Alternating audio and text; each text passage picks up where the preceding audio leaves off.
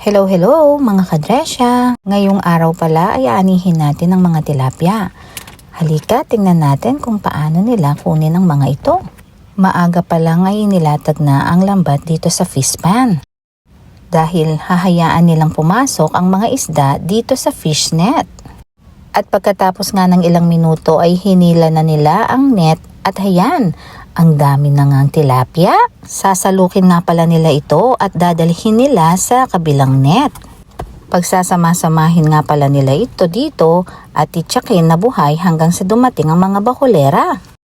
Minsan ay nilalagyan nga nila ng takip na sako ang kanilang lalagyan dahil malakas lumundag ang buhay na tilapia. Nakakatuwa naman talaga silang pagmasdan habang sinasalok nila yung mga tilapia na ito. Mabuti na lang nagkakaisa sila at lahat gumagawa. Bukod sa sanay na sila sa trabaho na ito, ay saludo ako dahil talaga namang bilis silang gumawa. Ang lalaki na pala talaga ng tilapia dito sa fish pan, kaya naman ang lalakas nilang magsipagtalon. Alagang-alaga naman talaga ang mga ito at pinakakain naman talaga ng maraming feeds.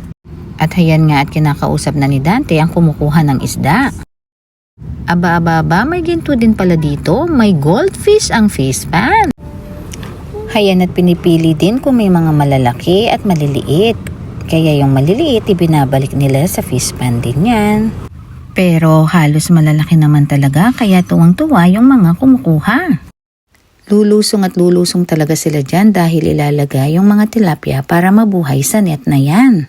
Humingi na nga kami para may panlunch naman kami. Hayan, nililinis na nila. Ang sisipag. Hayan at nire-ready na nga yung iluluto nila dito.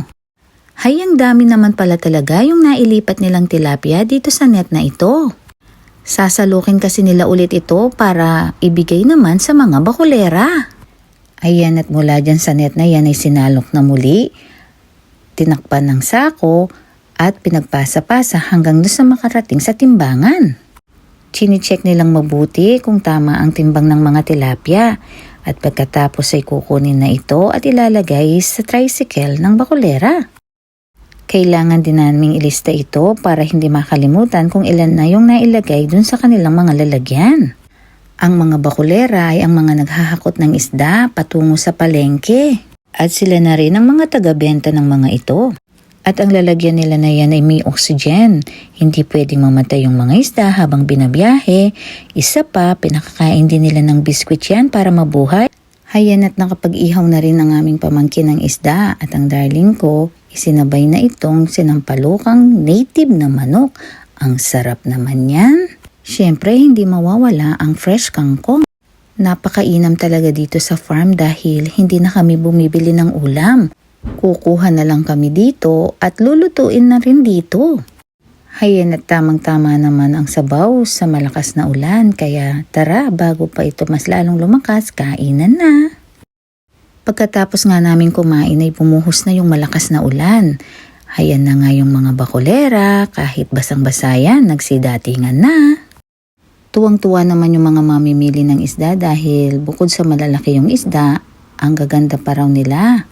Sa tagal-tagal ba naman nilang nagmimili ng isda, alam na nila syempre kung ano yung mga magaganda at matagal mabuhay na isda. Nakakabilib sila dahil kahit sa kasagsagan ng malakas na ulan ay pupuntahan nila ito dahil ito yung hanap buhay nila para sa kanilang pamilya. Kaya nga dyan tayo nakikilalang mga Pilipino sa ating sipag at tiyaga. Ang daming sasakyan na dumating, ang dami na ring bakulerang pumunta. Iba-ibang kilo rin pala yung kanilang kinukuha. Pagkatapos ay diretso na silang aalis at ipupwesto naman ng iba. Hayan at nagsisipaglungdagan pa rin ang mga fresh na mga tilapia. Minsan nga ay nakakakita kami ng sobra-sobra talaga sa laki kaya hinihingi namin yon at hinihiwalay. Sa dami nga ng bakulerang dumating, hindi na nabigyan lahat. Pasensya na po, sa susunod na lang. Maraming salamat sa lahat ng tumulong. Bili na po kayo ng tilapia.